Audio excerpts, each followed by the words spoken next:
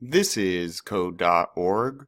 I'm currently working on CS Fundamentals Express course, Lesson 8, Loops with Rey and BB-8, Puzzle 8. Can you get it all? Yes.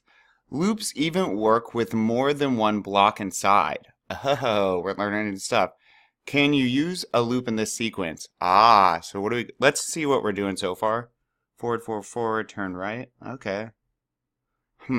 So this is going to be tough because if you notice up here, we have 5 blocks on the screen, right? Right here. And we are supposed to use 6. And the scary thing, no more moving forward or backward. They don't want us to use any of those because it will get grumpy.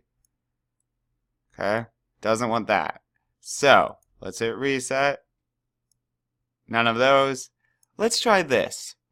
What if we put all of this forward, 3 times, then turn right in a loop? And what if I did it again?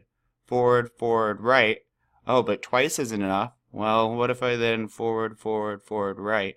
But I don't need to turn right. But it doesn't really matter. I'll get the trash and be done. So it looks like it's almost 3 sides of a square. So let's try asking the computer to repeat all of this code 3 times. So the computer will go, okay, BB-8, move forward, move forward, move forward.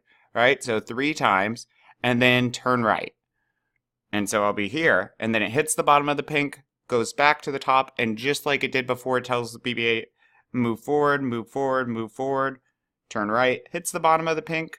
I'm now facing right, goes back to the top and runs all of it one more time. Forward, forward, forward, turn right. I'd be facing this way, but have all the middle. It's run 3 times, so it would be done. Let's test it out.